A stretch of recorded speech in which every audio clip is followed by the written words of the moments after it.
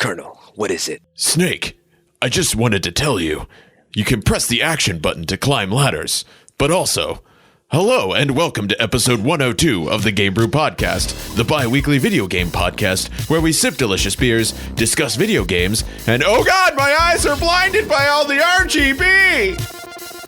I'm your host, Dan, Colonel Campbell Rotz, and today I'm joined by Chris, Liquid Snake Wrights. Snakes. Allison, Meryl Silverberg Vandavander. This is no time to try to hit on me, Snake. Besides, it's a waste of time. When I joined up, they gave me psychotherapy to destroy my interest in men. Wow. And That's Fee. That's accurate. Yeah, it's accurate. and Fee, Solid Snake, win. No one quite knows who or what they are. I'm Dan again. On the first half of the show, we'll discuss all the pretty lights and gamer aesthetics, and on the second half, whether public chat is a big old problem. But first, it's time for a beer. Chris, what doth we drink this week? In honor of all these pretty lights we're seeing, we're going to drink a light beer. Nice. So I've tried to think of the best light beer I could think of, or at least one that I haven't had recently, so I don't have a bad opinion of it right now. So Amstel Light it was. Amstel Light. So yeah, Amstel Light. It's made in Amsterdam. It's from Holland. Isn't that weird? Isn't that weird? Yeah, which apparently the Amstel Brewery is owned by Heineken now.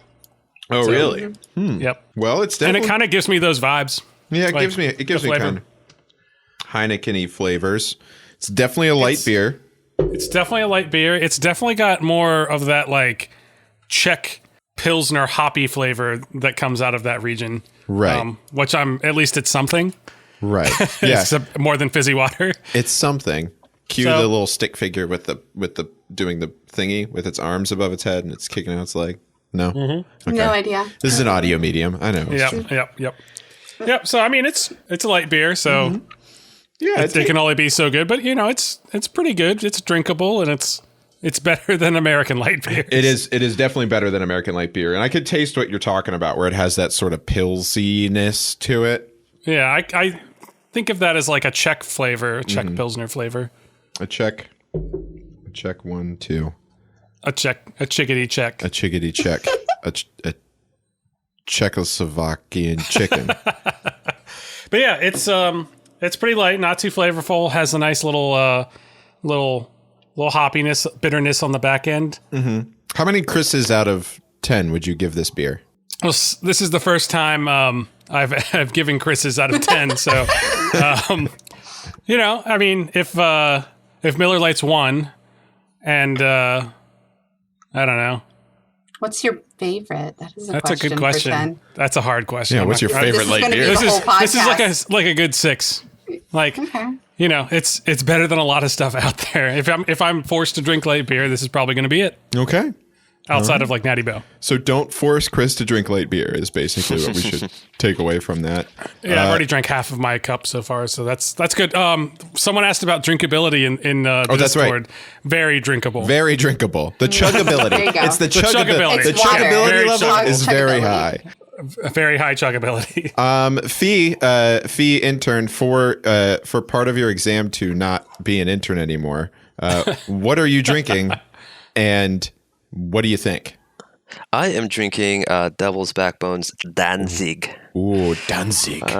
Yeah, it's pretty awesome. It isn't a light beer. It's a Baltic Porter. Oh, that's a heavy beer. That's very It is. very much not the same. To be fair, we did ask him very last minute. That's to true. Jump in That's here, true. We so did. But we're sliding, just so everyone knows who's listening on the So rules. I do apologize, but it is really good. I like it. I'm sorry. I think it's a good intro to darker beers. Mm-hmm. You know what I mean? Yeah.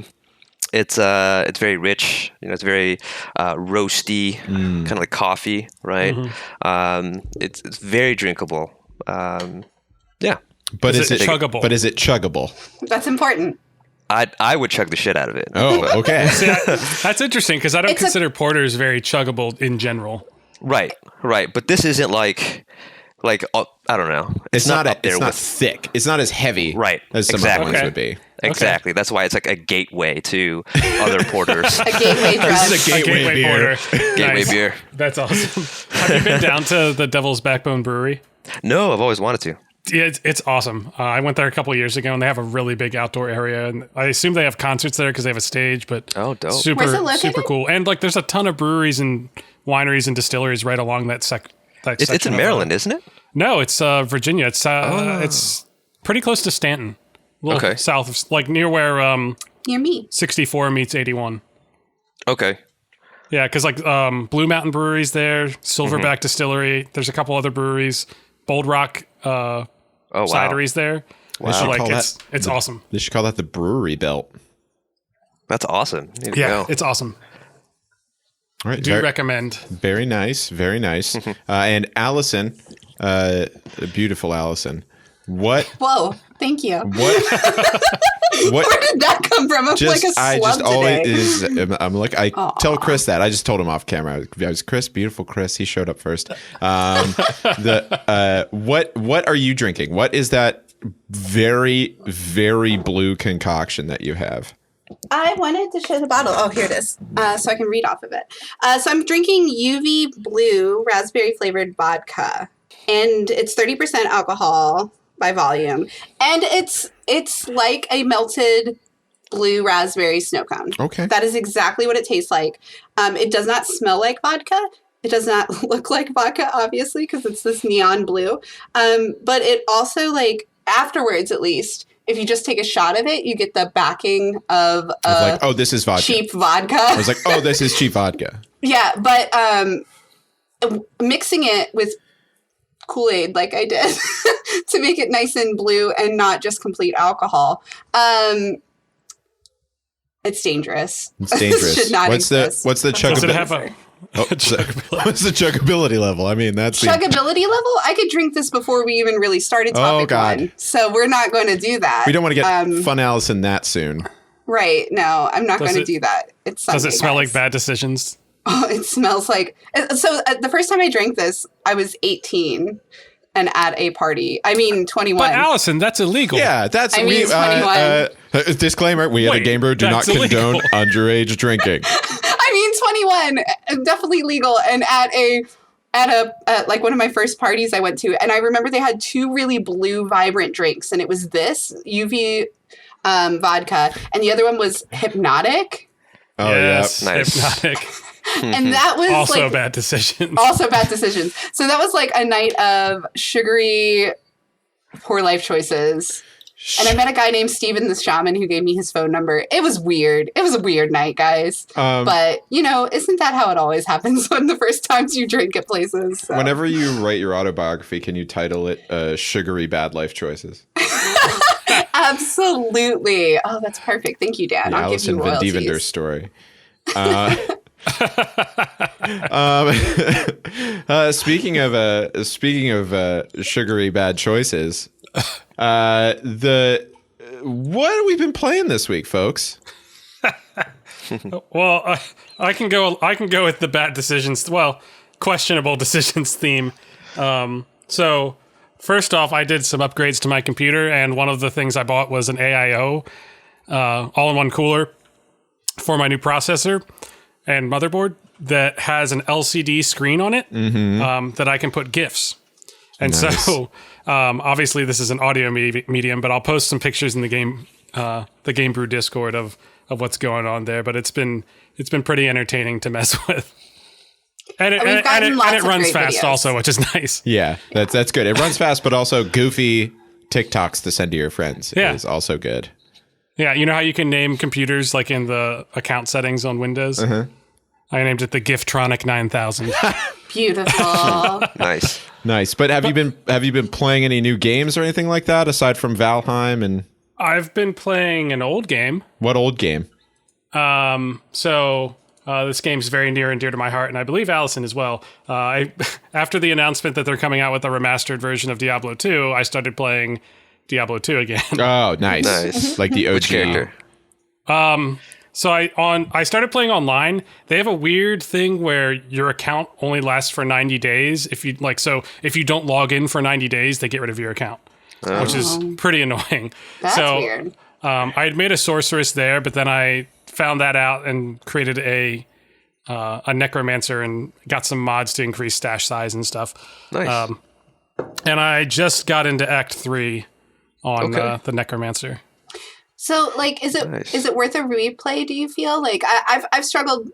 I was actually having this conversation about Diablo 2 Remastered, and do I care? It's a good game. It's still really good. I know. I loved it. From RPG standpoints, I mean, yeah. Yeah, like it's like the skill trees. This is the game that I think got me into skill trees because there's so many different builds that you can do. Like every character can have like tons of different builds. And it's just, I don't know, it has a lot of depth in that way that like the new Diablo 3 doesn't have. Mm-hmm. How do you think it compares to other types, kind of like Path of Exile and I haven't played a ton of Path of Exile. I've played I played a good amount of Grim Dawn. Okay. And I think it holds up. It's a much slower pace. Right. It's not so like Diablo 3 is very arcadey and very just flashes all over the place on the screen just because everything's blowing up all the time. Whereas this, like, you can kind of move around a little bit and things are a little slower, at least for now. So I kind of like that. It's a little more chill and I can kind of do a little more, especially as a necromancer, because you're kind of hanging out in the back line if you have a bunch of summons. I hate the idea in those games, like the new ones that have come out, that just stuff coming at you all the time in huge waves is enough for a game to be interesting and hard. Well, I don't think that's true. And that's kind of where Diablo 2 is like an RPG, you know? It's a role-playing game. It doesn't necessarily mean that there's, you know, a bunch of stuff. That's what Diablo 3 became, which is just... Yeah. It's like a twin-stick shooter, but instead you thwack stuff with weapons, you know? Right. Yeah. Yeah, no, it's absolutely like that. And it's not an RPG in the sense that you're making decisions. Yeah. But it's an RPG in that you can choose how you create your character and that sort of thing. Right. But yeah, no, it's really good. And it really, the items that you get are really rewarding when you get them. I've literally only gotten one set item. I haven't gotten any uniques since I've been playing. So they're way more stingy with the items. So like a good rare item is actually a good rare item. Instead of just more orange steaks. Yeah. Yeah. So I don't know. I'm enjoying it. Great. Well, good. I'm glad you're enjoying it. I can't wait for the remaster. I know that's going to be... That's like the one thing is that like the from BlizzCon? The graphics suck. Oh, yeah. Well, yeah. It's kind of like 800 by 600. Like, look, back when that came out, that wasn't the case. It felt shiny. Yeah, like the well, OG you were playing on a much games. smaller screen, and but yeah, it's, so like the max resolution I can play on is 800 by 600, which is bad. Oh, wow. So that's going to be really nice that they're going to upgrade that. What do you mean I can't play it at 3320 by 280 or whatever? You can. It's just blocks. Fee, what about you, man? What have you been up to? Well, not much. I've been playing a little bit of League of Legends and a little bit of Apex Legends. So Legends, just Legends games. Have you also been watching a Legend of Avatar: The Last Airbender? The or show maybe is Legend of incredible. Korra. Or maybe he I haven't hasn't finished started that Korra. trifecta this week. That's sad. I want to. have you been watching the DC show Legends of Tomorrow? No. What about OG Nickelodeon show Legends of the Hidden Temple? I'm not. Oh, that's an old one. That's a solid. I dig that. But no, I'm not a big show person. I like movies and games. Okay. All right. So how's your experience been with Apex and League of Legends the last few weeks? So Apex is pretty awesome. It's they added a new weapon. It's like it's like a rifle. It's a heavy gun. It's still fast paced, but it's not fast enough where it's like you get shot once and you're down. Okay, you know what I mean? Yeah. You can still outplay the opponent even if they shot first. So that's really cool. I dig that. I also like the smaller team composition because you're in sets of 3s or 2s. Yeah. So that's fun. And then League is League. League is League. And we'll talk a little bit about that later too, I'm sure. I always like that about Apex, like the smaller kind of, and also like the non-finality of it, you know, kind of where it's like if you die, you're not necessarily out. You know, you can come back, and that's cool. I just love that it's a first person shooter. And yeah, you know, you have characters that have abilities, but they don't make or break the game. Right. You know what I mean? Yeah. It's still a shooter. Yeah. So if you're terrible at shooting, like myself, then you know you're gonna not go far. But I also love the fact that there are, you know, so many different characters, and they're all just vastly different with different origins and ethnicities, and you can kind of create this team composition that'll work for your play style. Right. So pretty cool. It's not just diversity in the characters, it's diversity in the play, in like the play style too, which is kind of cool. Exactly. Yeah. I love that. Allison, what have you been? What do you do? What do you do? Not much. I've been playing. I played some of The Sims 4. So I did that. Is your family still alive? Actually, I killed one of my family members. Oh no! On purpose or on accident? Okay, here's a lot about Allison. When I play Sims 4, I usually am trying to kill people. Right? I've said that before on the podcast that I find this fun little additive to playing God in it, and like I don't know, it's a piece of the game. But this time, no, because I have a Jungkook sim from BTS, and he was repairing the radio, and it electrocuted him, and he died. And I was so upset. And my poor dog saw it happen, and my dog is distressed, which was even worse for me.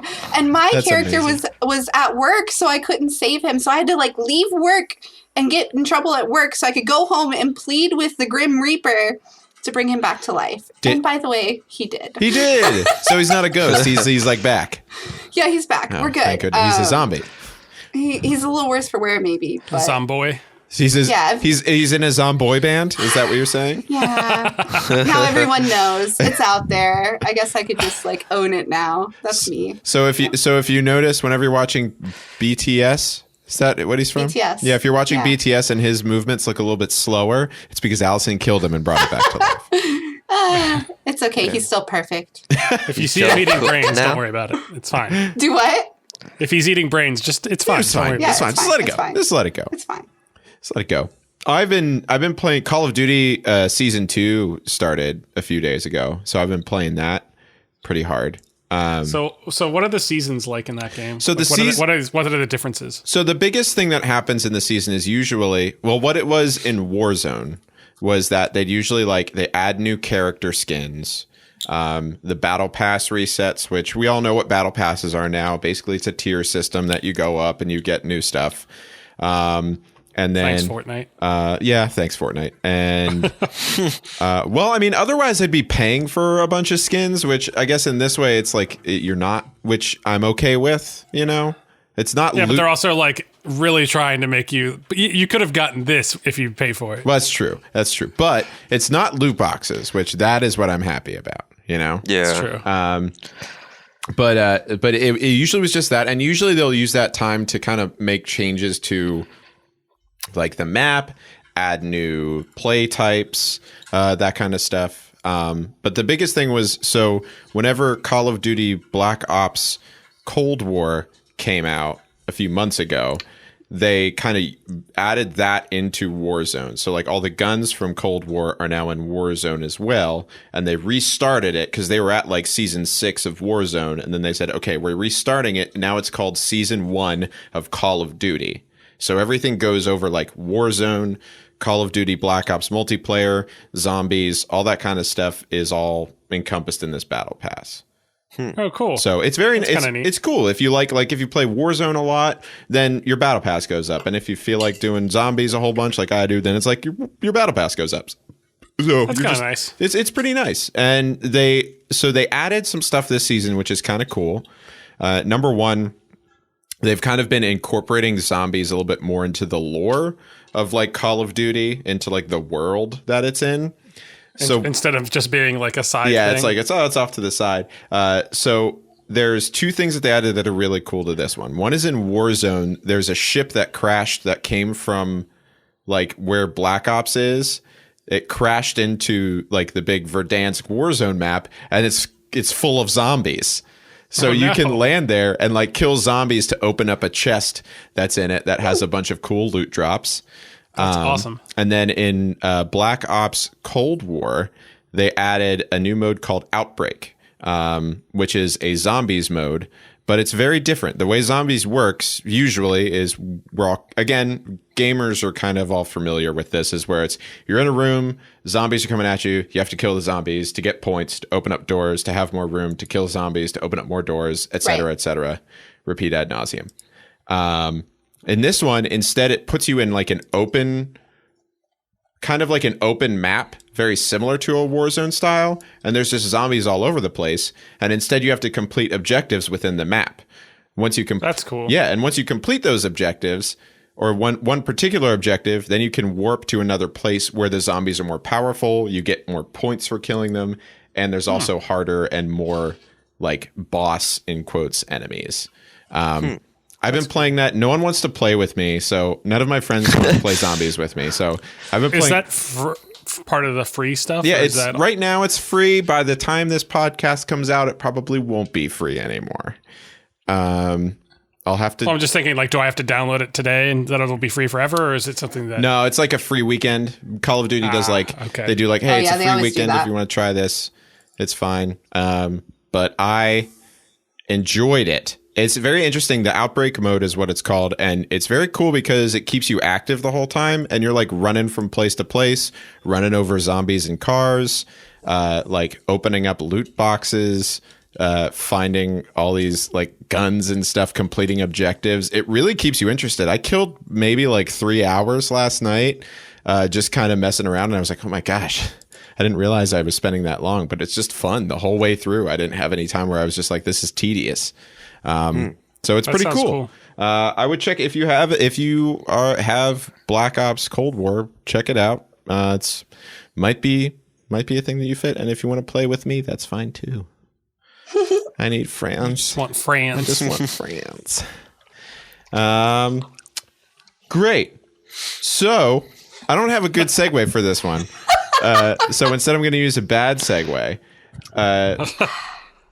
So in the first half, we were kind of talking about this because I know in some retail establishments that I have been privy to, there's a lot of gaming stuff that's coming out. Like, people have noticed there's a lot of there's the gaming chairs, there's a lot more of gaming desks, there's a lot more of. There seems to be a lot of RGB stuff and like ring lights and all that kind of stuff all over the place. So we started to think about like, what's happening? Like, why are there so many gaming things coming out right now? And why are we so obsessed with RGB? You know? So I think at least in like the PC building community, I think it's always just kind of been a point of pride to have like, it's like souping up a car or like something like that. You always want to have the coolest looking PC out there, you know? Mm-hmm. And I think it's just continuing to build on that, and it's just making it easier for everyone to kind of get that really cool, clean-looking PC with a ton of lights and stuff.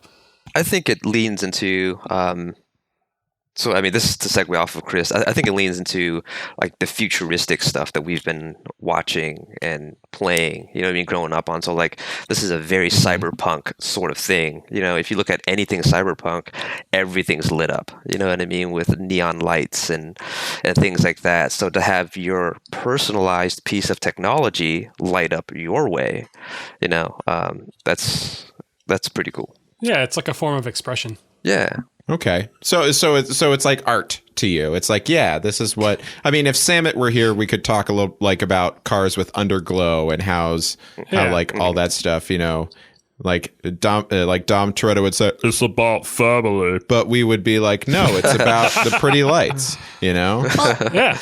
I think computers for most people who consider themselves gamers are deeply personal. Mm-hmm. Like this for me is probably my most prized possession in a lot of ways, is my PC. So to have it kind of be what I want it to be and be able to customize it. I'm a gothic rainbow girl. I don't know. I don't even know how to describe my aesthetic, but like I my black combo with all the rainbow around it. Like that is amazing to me. You're like a goth My Little Pony, basically. Yeah, basically. So like it was important for me when I was shopping for my keyboard, and it was like, this isn't just a keyboard that I'm just going to have to get me through. Like this is going to be my keyboard for permanent. I needed something small for my little kid-sized pathetic hands. So the keys being close together was important to me. And then the only other thing that was important to me was RGB and silent cherry keys. Yeah, so they're clicky. I gotcha. So it's less clicky because I didn't want that to interfere with the podcast when I had to do things. That's true. After hanging out with Ian so much. Ian. Yes. Clack. He taught Let me look that up real quick. He taught me. So, like, when He has the loudest tape. when I was looking for keyboards, like, there were things that I was thinking about, and one of them that was most important to me was have the ability to have that slow rainbow gradient glow that it rotates through.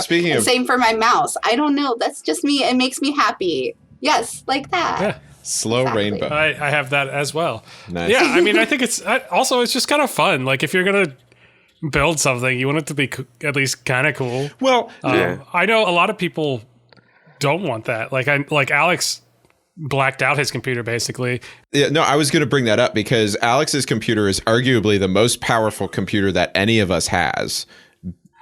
Second most powerful computer that any of us has. Thank you, Chris. Chris just looked 2 days ago. That would have been true. That's true. But it's literally just like it's like he puts on it's a computer. It'll do computer things. You know, like he doesn't have all these pretty lights, nothing flashy. It's just black and will do computer stuff. And in fact, it has a case that is trying to be as quiet as possible, so there's no side panel, no nothing. It's almost as though there's no computer at all. It's just magic. He presses a button and then a screen turns on. Yep. So it's very different. I think that kind of speaks to if you put Alex and I beside each other on any normal day, I think that speaks to how I would be dressed versus how he would be dressed. You know what I mean? It's like it's so a representation of your personal aesthetic. And I think that's something like back when we were growing up and we had our first computers, if you will, you know, like the family computer. It was probably a Dell or an HP. It was a Dell XP. E-machines. Oh, maybe an E-machine. That's true. Or maybe was the E-machine the one with the cow print? Gateway? No, that was a Gateway. No, that was Gateway. That was a Gateway. Computer. So like there were 4 big choices. And Compaq. And you went and you like bought one of those from like Walmart, and it was what it was, right? And it was hot garbage, yeah. Right. So in the age of customization with them, it's like it's something really special because it's not something also that we had growing up.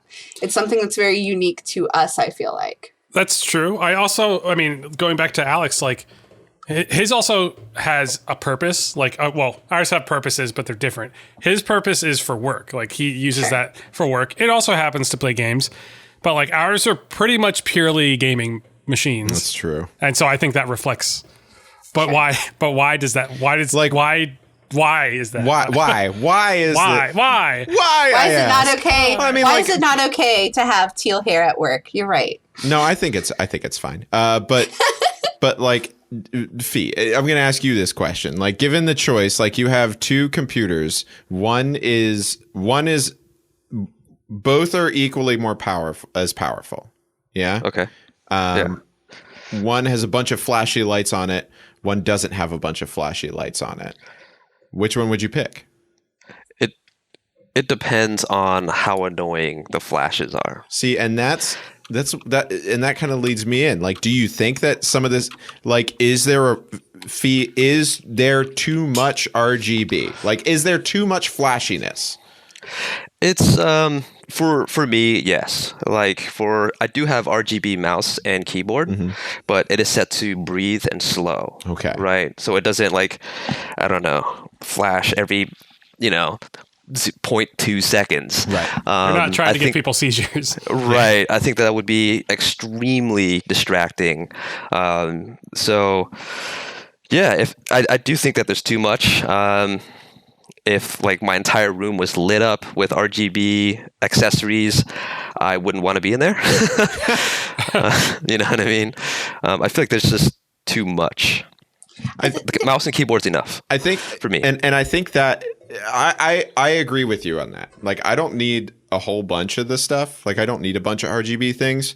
Sometimes if I watch like a YouTuber or a streamer like Markiplier, his whole room has LED lights. People send him desks, like the Alienware desk that is like RGB in and of itself. He like has that, and it's huge, and it just lights up. And I would be like, that would be the most annoying thing to look at while I'm trying to play video games or do work or do any of that stuff.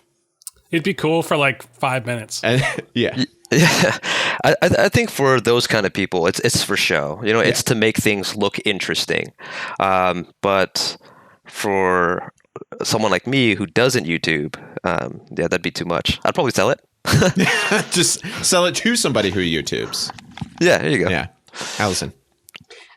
So on that note, I think everybody probably agrees too much of anything is too much. Except for chocolate. No, that might be too much too. Except for chocolate, Allison. Except for Sorry. But it's like I agree with that kind of sentiment of I don't want to shame anybody if that's their jam. Like, that's their kink. If your kink is RGB around your whole room, then you do you, boo boo. I love it. But am I going to sleep in your bed while, it's a techno rave all around? No, probably not. No, this is not the room I want to be in to rest or something. We're just kind of existed.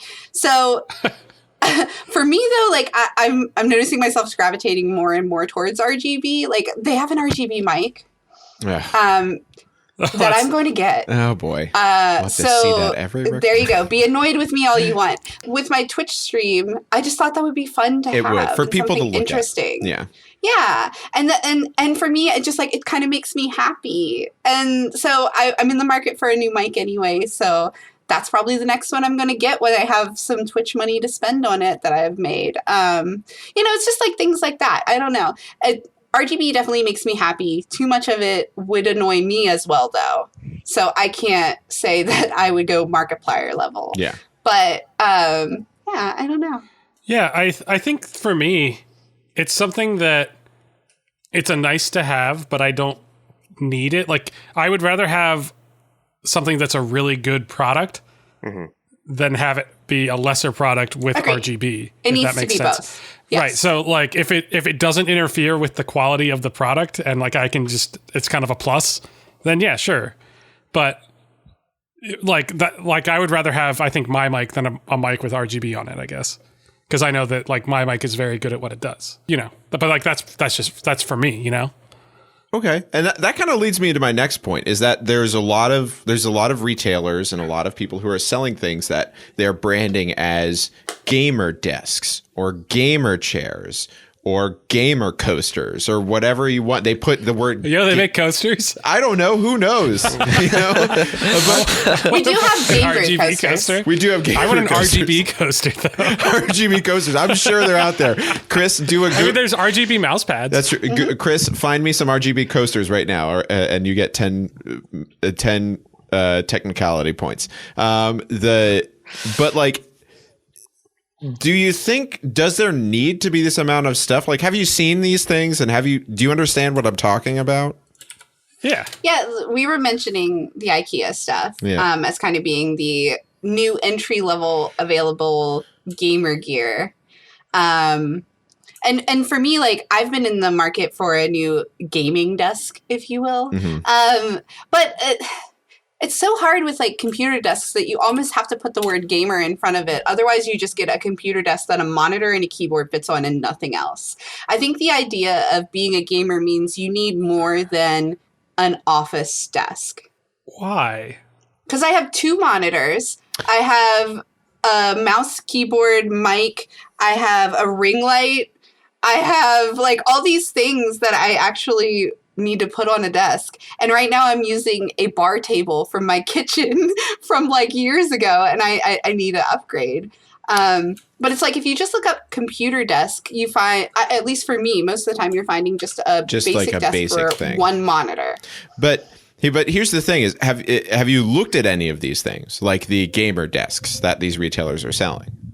Yeah, and I won't buy them because they're too expensive. Well, so that's why I haven't bought anything. But that's the thing is there's two different types, and this is what I'm noticing is there's two different types. There's one that are too expensive, or there's one where they just add in shit that isn't necessarily something that you need, like freaking drink holders or. Well, see. Okay. IKEA's coming out with like little attach on desk drink holder things, and I don't need it, but I kind of want it. But going back to your point about the desks, like needing a specific desk, I'm basically using two 80-inch IKEA tables as desks. So I mean, I guess it's really what you need. Right, and that's what I was going to do. For you. Right, that's honestly what I was going to do. But again, like those aren't even called computer desks you're using. They're just like tables, or they're just like right. work desks, or what you would say. But that's like what I'm saying. Like in the marketing of these items, like if you look up a computer desk, there's an expectation, and that expectation normally when you find it is going to be a single monitor desk room with a single keyboard.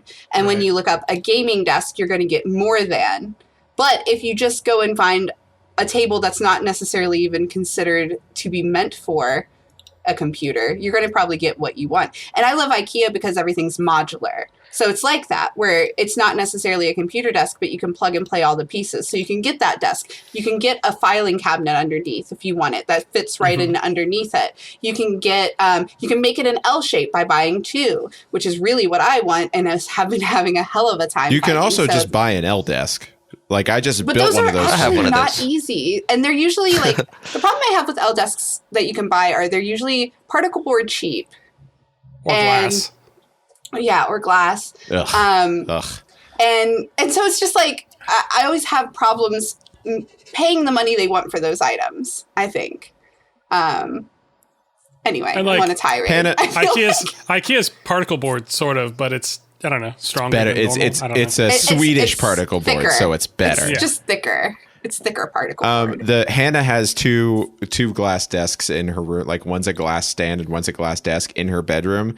And concerning. It makes me like so anxious because I'm like, one of those is going to break. There's going to be glass everywhere. It's going to be terrifying. You know, I can't do glass, guys. I'm too klutz proof. Like I'm sure it looks good. I'm sure, but it's fine. It's fine. But it's. I had an L desk like in my old apartment, and it just fell apart when I tried to move, and I'm just so like burned by it because I paid so much money for that.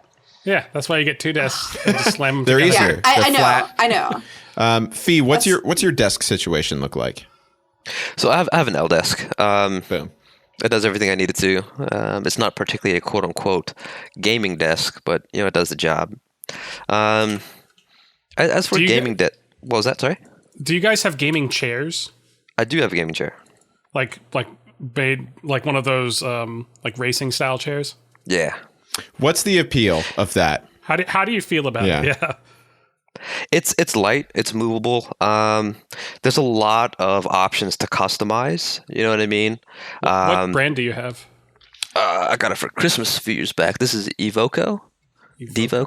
Yeah, something like that. Keep in mind, there's roughly 9 million different companies that make these chairs now. And they all make them at the same time. Yeah, they do. Right. I have a little pillow for my back and things like that. It's comfy, right? Yeah. Do I think that I absolutely need it? No. But it is nice to have all of the extra options, right? Mm-hmm. Same thing with like a quote unquote gaming desk. There are some where you can adjust the height, some that come with the extra stuff. You know what I mean? Maybe if you want to do like a monitor mount or that really, really super cool cup holder. Mm-hmm.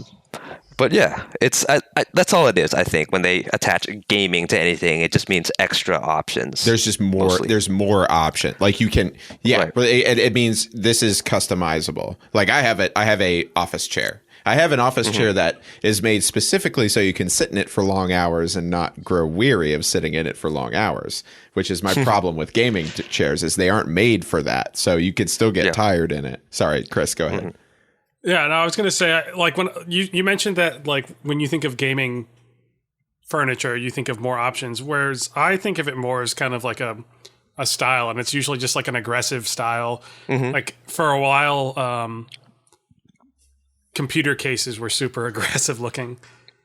I remember that. Yeah, and like now they're kind of getting a little more clean looking, and now that's kind of moved over, I think, to the furniture, and like the desks and the chairs are just kind of aggressive, and like I don't know if you ever remember like the Mad Catz. Rat mouse.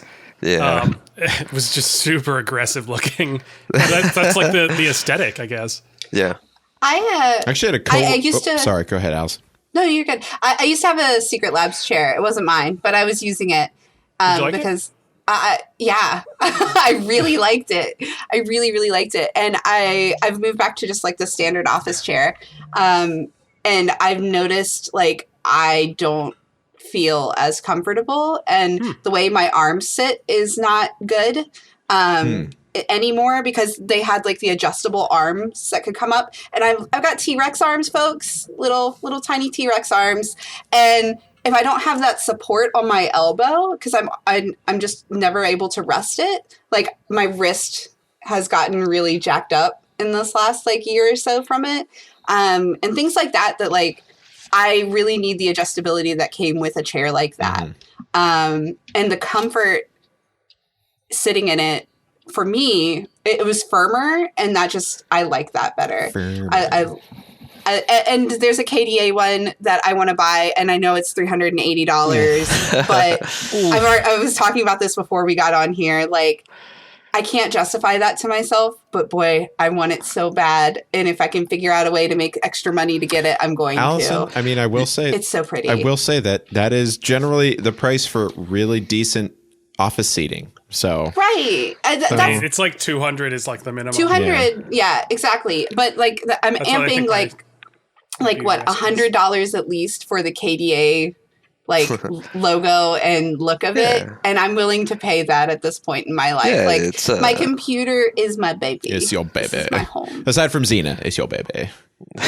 I want to bounce off of the adjustability there. It's because like my armrests are where they need to be. I can rest my elbow and then play League, right, where I can use a lot more of my wrist. And then when I'm playing first person shooters like Apex, I pick up my elbows and I use more of my arm. Yeah, that's interesting. I always kind of keep mine at my like armrest at the same height whenever I'm doing stuff, just because unless I'm playing like, I don't know, if I'm using like a controller or something, then I like sit back and put the armrests down. Sorry, go ahead, Chris. Yeah, I just wanted to say one last thing because I know we have to go on break soon. But I know for me, like I've never really been a fan of the gaming chairs specifically, just because they've never really been comfortable for me. I'm also a bigger person, so I had to get a more sturdy chair. So I guess my recommendation is to, if anyone listening is looking to get a new chair, is to try it before you buy it. Make sure you sit in it, because for me, the gaming chairs have never been it for me. Same here. Which Secret Labs, I think, has more recently, I don't know when you last looked at them, come out with not only an extra large, but an XXL chair because of that problem. And the one that I was using before was a larger chair than I needed, and that was my only complaint, was like I could sit cross-legged in it and play, and I would prefer to have it be a little more compact. But I have two coworkers who just bought the Secret Labs extra large, because one of them's like 6'5". He's a pretty big dude, and the chair is like meant for I think like 7'2". I don't know. Oh my god! But he said. Yeah, it's massive. It's like a Why throne. are you playing video games? Go play basketball or something. But he loves it. He loves it, and he swears by it. So, all right. Well, Secret Labs, if you are looking for people to sponsor, please. Oh my God, please that KDA chair. That KDA chair. Show me I'm wrong. Prove Chris wrong. Prove me wrong. Give us all chairs. Yeah, give me we a would chair love to and do a follow up.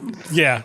Prove me wrong. Well, I send the recording of this first half of the podcast to Secret Labs. Why don't you all take a little break? And whenever we come back, we'll talk about something a bit more serious, a.k.a. Why the chat in League of Legends is so toxic. Also other games. Not just League. But, you know, everyone knows what mostly League. Everyone knows what I'm talking about. All right, so we will be right back. Whoop, whoop, whoop, whoop, whoop, whoop.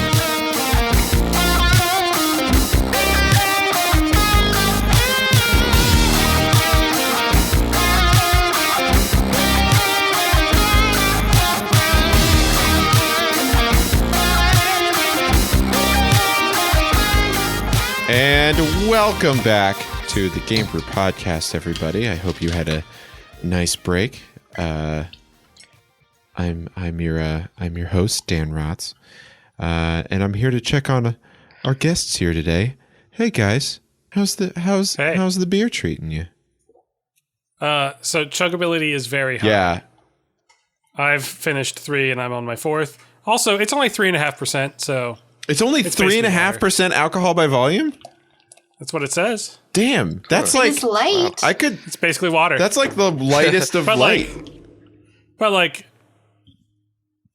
sometimes you need to hydrate, guys. Yeah, it's good. Yeah. It's good, but that also makes sense because I'm like, I feel fine. I'm on 3 now, and I don't feel like Fun Dan. Which usually at this point, I'm well into 3, fun territory. Dan was transitioning into Fun Dan, and by the 5th drink in the second half, he has no idea what he's saying anymore. Listen, if you watched our Warzone stream on Thursday, I was extremely Fun Dan. I had like 7 beers during that like 4-hour period, and I was like, oh my, that's awesome. Like afterwards, yeah. I stopped playing and like stood up, and I was like, oh my god, what did I do?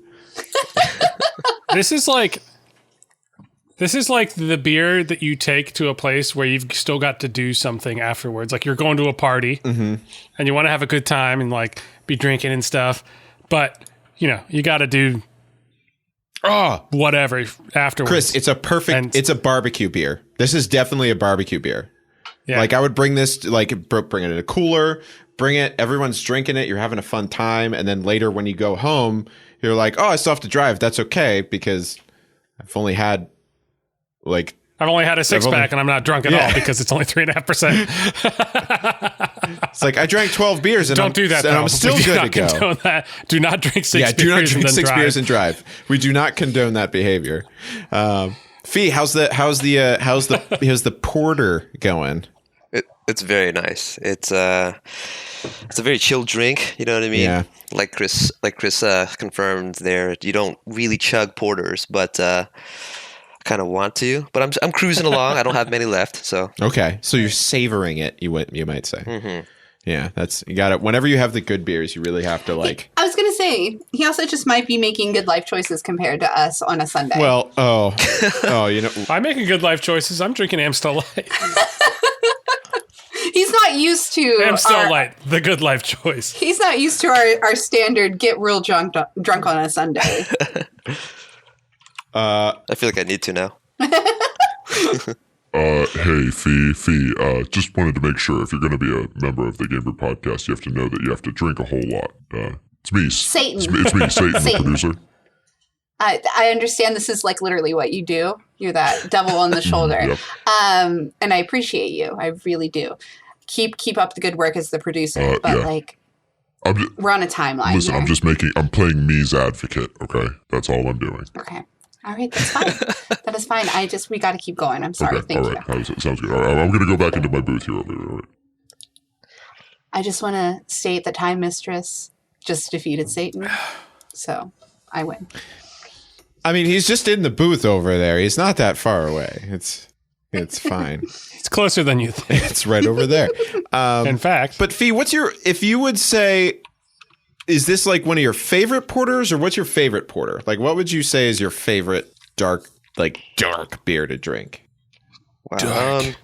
I've had one at a restaurant in Harrisonburg. It's called Blackbeard's Breakfast. Ooh, that's a breakfast stout, undoubtedly. Yes, yeah, it's a stout. I can't find it anywhere. Right, I've had it twice. Oh, you should come closer to Maryland. It's heavy seas.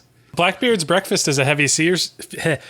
Blackbeard's Breakfast is a heavy seas beer, so it's a Maryland brewery. Oh, Yeah. Well, then So you should come up and visit me and get some Blackbeard's Breakfast. Yeah, I'm down with that. There you go. That sounds it's good. road trip time. Once the COVID is gone, I'm sorry. Once the Backstreet Boys World Tour is over, then that's a Game Grumps reference if anybody. But yeah, road trip, family road trip. See everybody, and Ian will be on the Big East old man Coast. party. Ian will be on the East Yeah. Coast soon, so that'll be. he's going to be in my backyard. We need to make up for Mag. That's why. That's true. Oh yeah, we still need to have like a little mini land. Yeah, we parties or gotta schedule like a Chris's house invasion.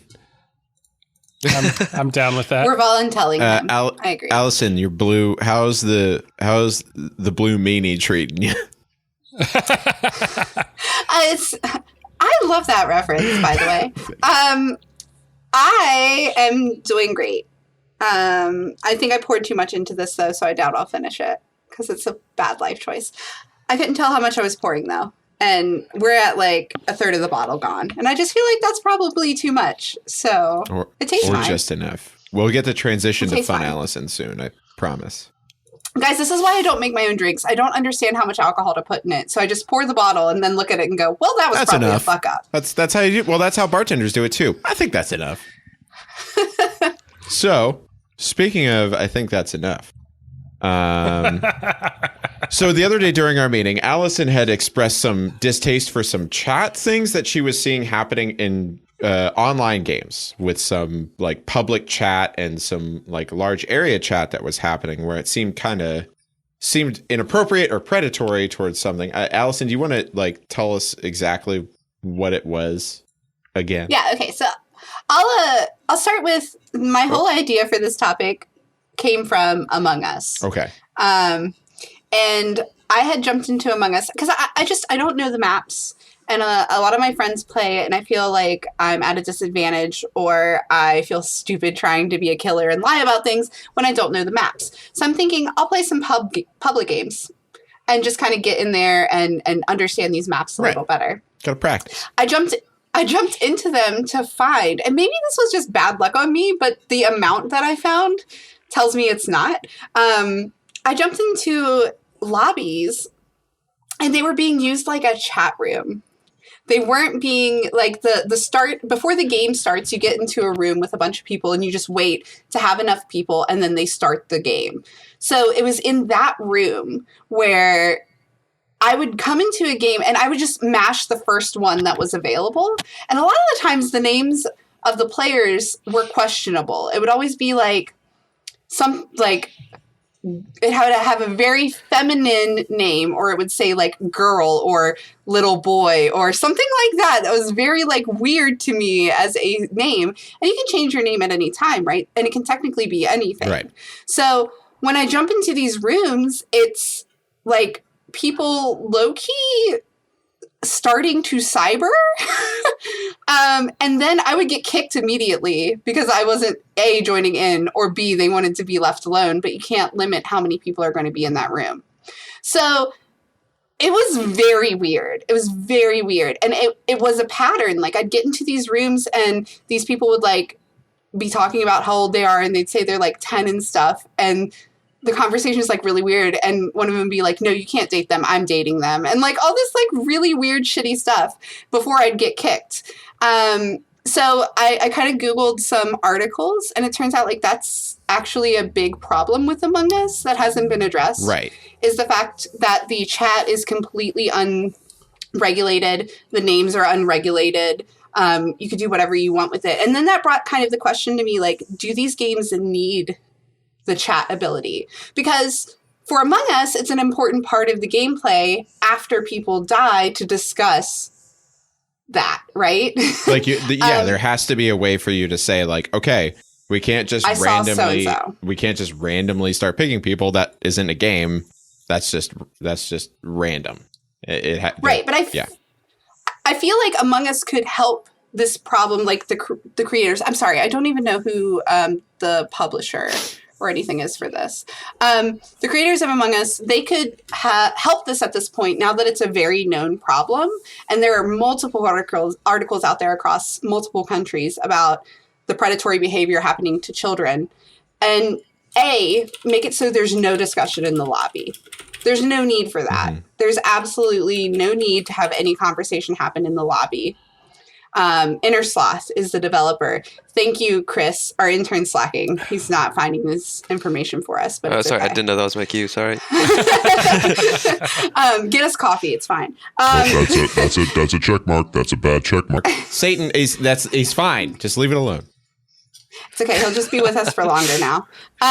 So I don't think there needs to be discussion in that lobby, as well as just when we're having the discourse. Who did it, who done it stuff. That's really if they just eliminated that piece, I think that would take out a lot of the game, because it's a set amount of time that you can discuss. It would be very difficult to find people who will interact with you in this way. Like, it just reminds me of the AOL chat rooms when I was a kid. Right. And that's kind of the impetus, isn't it? It's like that it's unregulated. There's no moderation support. I can't report There's people. no way to report stuff.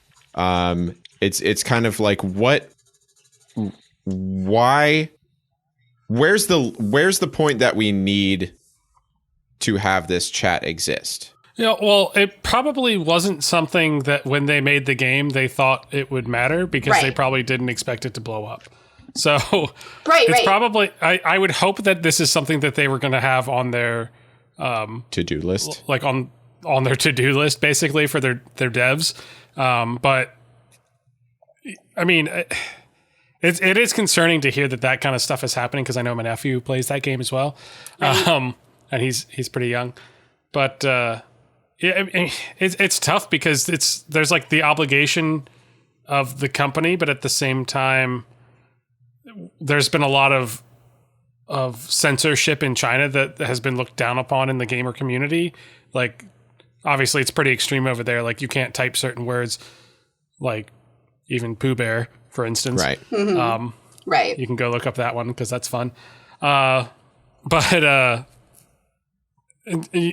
don't think it probably should be that extreme. But yeah, I do think it would be good if the developer did something to kind of curtail this, if this is starting to become a trend. Yeah, I agree. It's that's just really strange. I've never really heard about that before until recently, about predatory chat in Among Us, out of all things.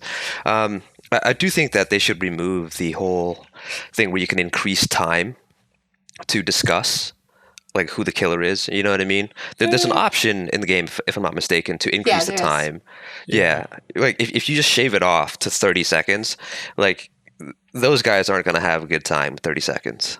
You know what I mean? And I think that would help alleviate some of it. But I do think that the admins need to put out some sort of code, where it'll record any flagged words. You know what I mean? And maybe they have an admin team to look at it and really decide what they want to do with those accounts, because that's not okay. And right, but that brings up a question that I have: is like, what is the way? Because we know we are. I hate the word. I'm going to use it anyway. We are gamers. We play video games, and people who play video games know that anytime that there's anything where there's chat or voice chat, I mute it most of the time. I don't want to hear what the general public has to say, because everything I hear is either offensive or oftentimes racist or sexist, and I don't want to be a part of that. And I don't even want to hear it. So I don't want to hear what's been done to my mom. It's true, But that's between them and my mother. Yeah, leave my mother alone. Yeah. She's a nice lady. Well, I mean, I'm not here to regulate what my mom does, but I know I don't want to hear about it. But like, what is there a way to stop this from happening? Yeah, it's part of internet culture. Yeah, but to an extent, I feel like there is a personal responsibility in a game dev to now know this is happening and respond. I do not think it is okay for them to just say, well, Predator's going to predate. Sure. Why not? Predate? Is that? It is now.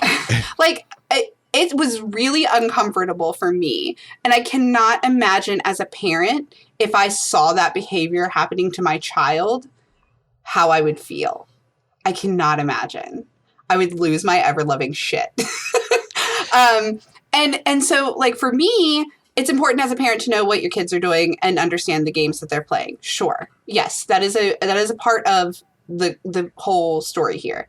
But I also know there are ways to help combat this. You just remove the lobby chat, like Fee said. You take the flagged words and you have somebody sitting on that to then block and ban people. You give the players the ability to report, and you allow them to send you the stuff, and you have people who sit and look at it. It's just, they have to, at this point, give the manpower and put the investment into the safety of this game. That is the responsibility as a dev, in my opinion. But what if they don't have the manpower for it? Like, this is a small developer that made this game, right? Like, they don't. It's a small developer, but they made a ton of money because they blew up with Among Us. Yeah, I mean, it could be like this has happened in 6 months, right? You know, like it takes time to hire people. It takes time to train people. It takes I time would love to see that they're doing that. You know, like that'd be great. But I couldn't find anything where it said that they're responding. That's my problem. Yeah. If they said, we're aware this is an issue, we're working on it, that would be one thing. I do not think it takes much effort, maybe I'm wrong, I don't know game dev, to just remove the ability to chat in lobby.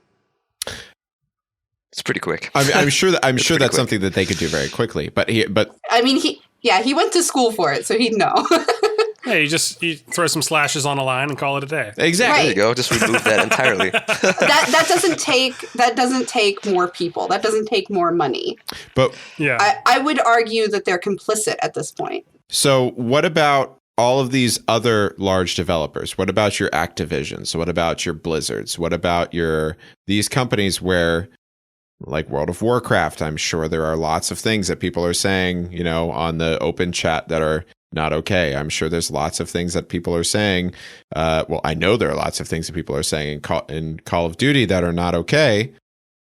What's the impetus there? Yes, there's things like that, but also there are things like chat filters already in place. There's a setup report system already in place. Yes. And you were saying like that was I think that's the big difference.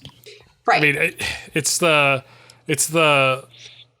infrastructure that's already there in those bigger games just from experience. Whereas this is whereas Among Us is a completely new game, not big game dev that just blew up because we're in a quarantine time period. Mm-hmm. Plus, you're mentioning games that are rated C. It's also like the theme of those games too. Kind of like if you're getting into Call of Duty, you know what I mean, where your soldiers killing other soldiers, you're gonna get into some rough language. You know what I mean?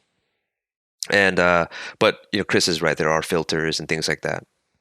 So glad for. I mean, yes, that is good.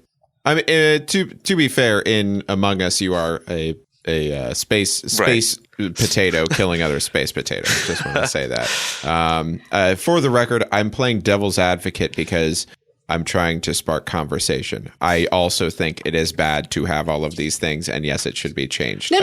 I get what you're saying. Yeah.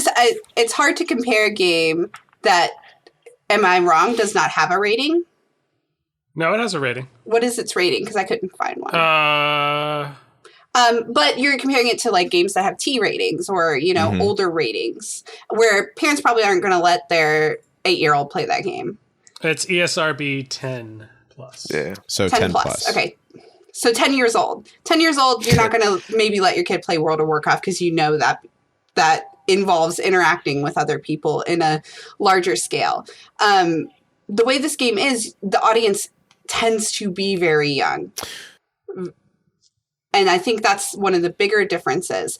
In League, I know sometimes I'm interacting with children.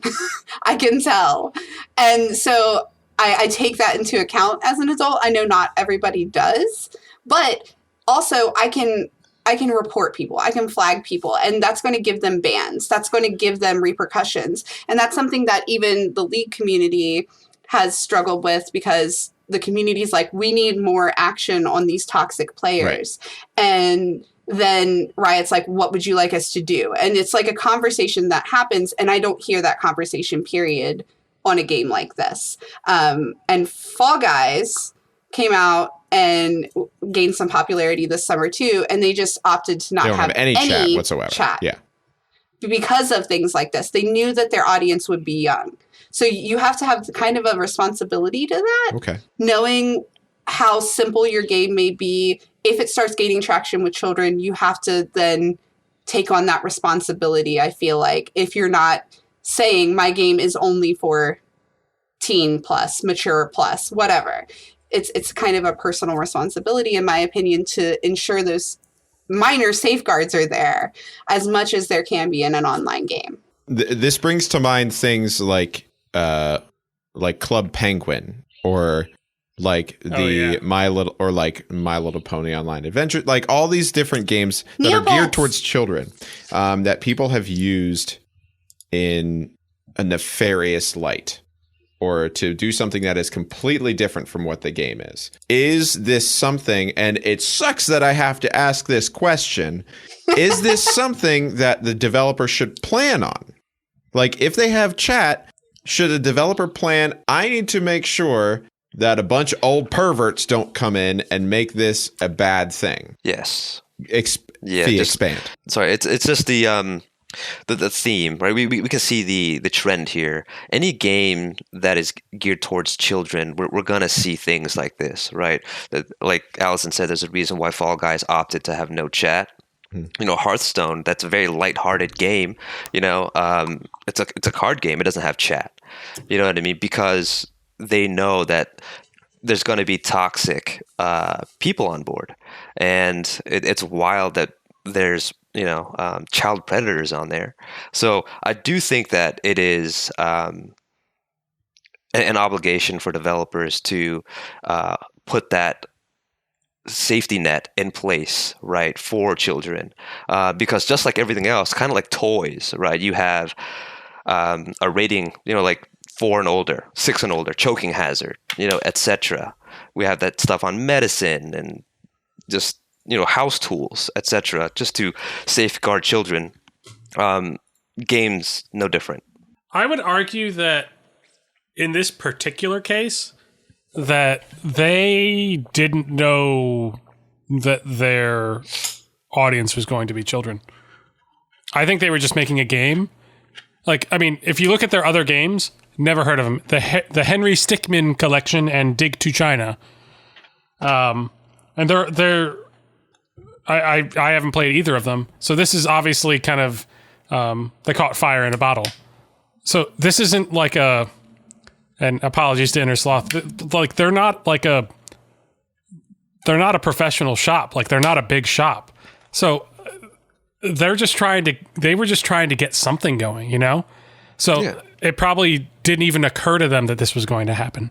Obviously, I think now they need to figure it out. But when they built this game, they didn't have this in their mind at all.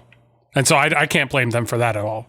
But I mean, at this point now, they probably should be doing something about it. Oh yeah, I agree wholeheartedly. But at the same time, the rating did come out, what, E10, you said?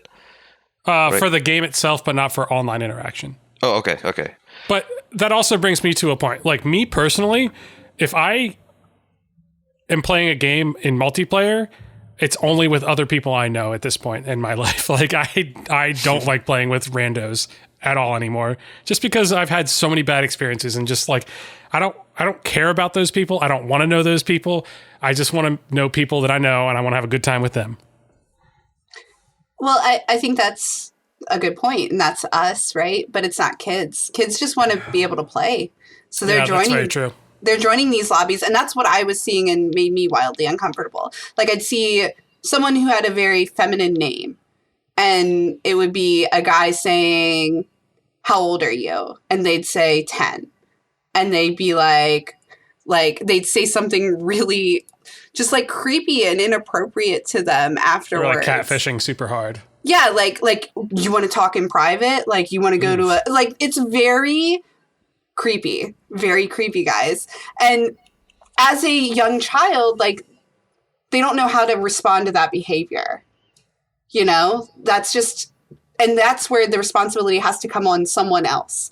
And it's unfortunate that it's now the publisher's responsibility. But these articles that I was reading are like from 5 months ago, 6 months ago. Right. That's plenty of time to do anything. Yeah. Not do nothing.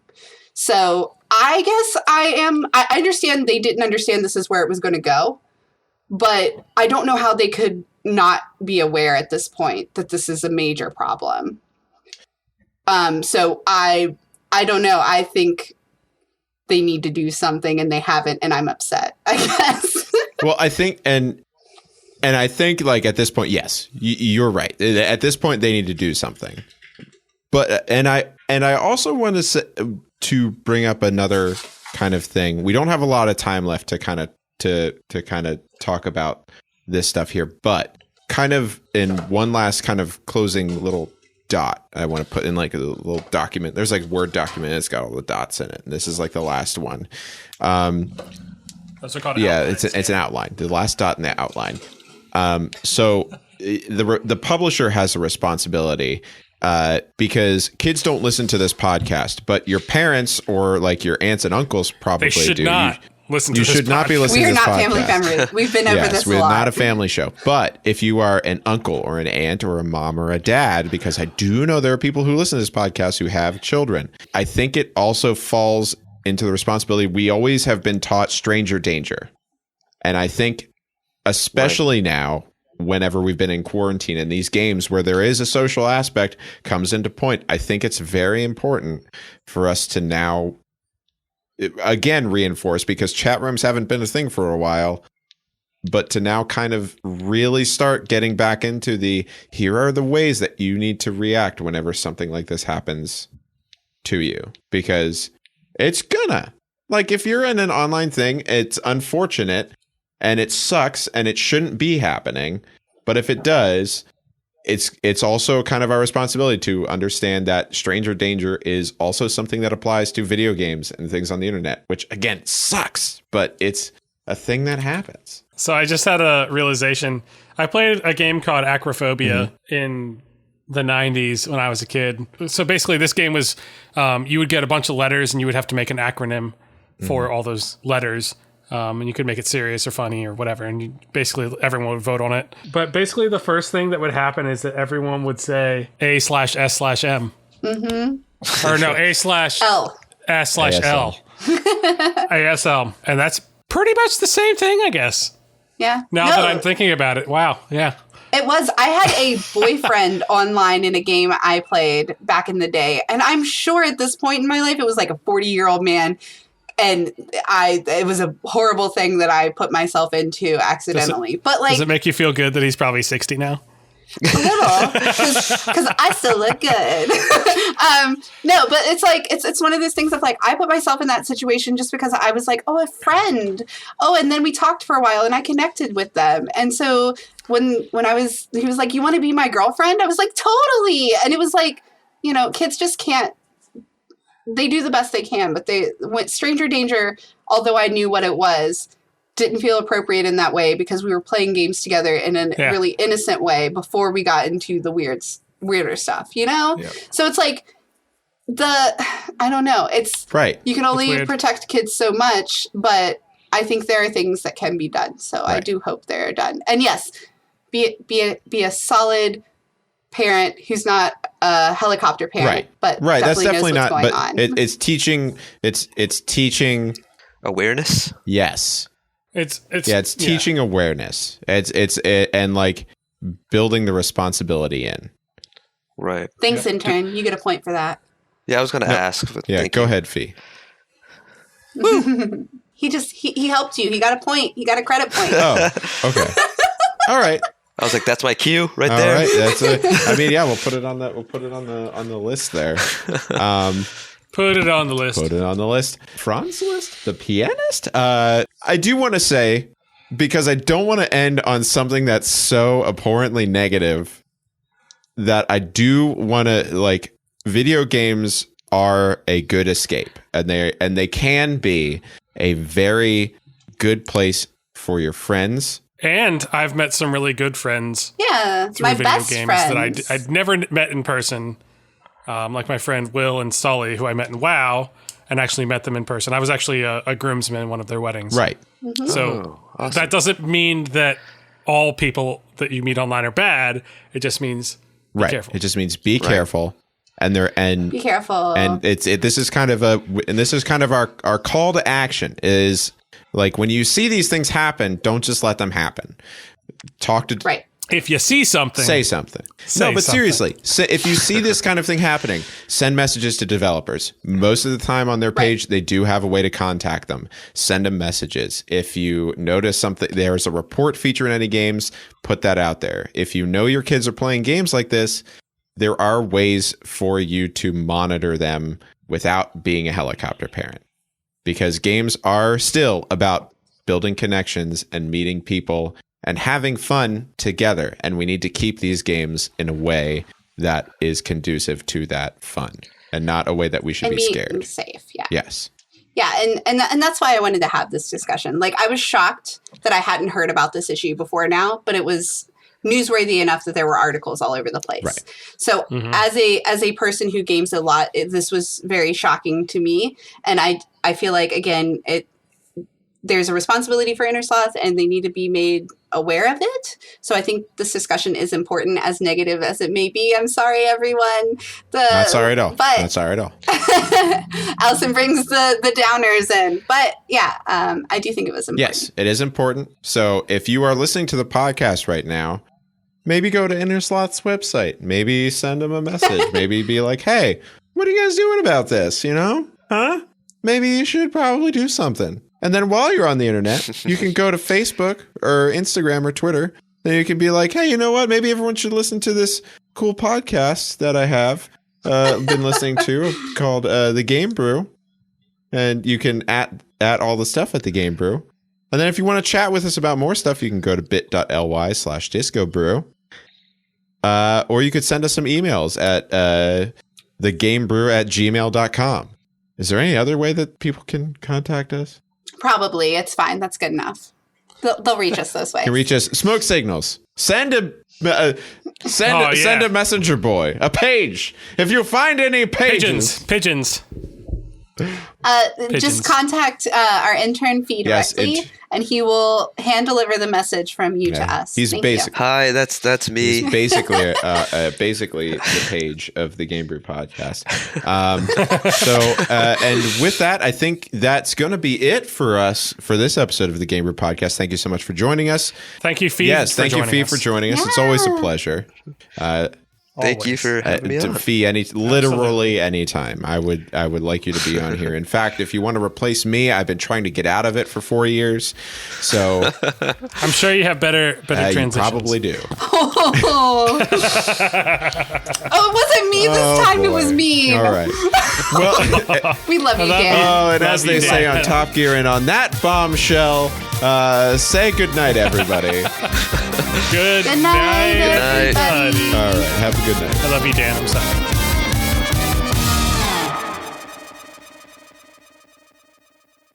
Fee, I'm gonna be Roy Campbell. So I'm gonna be like Snake.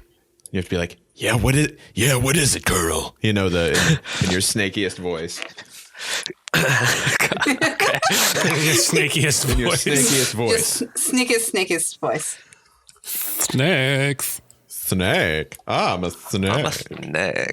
I'm a snakiest snake. That's actually how he sounded. That's how he sounds, yeah. Yeah, I'm a snake. I'm a snake. Hey, my name's Solid Snake.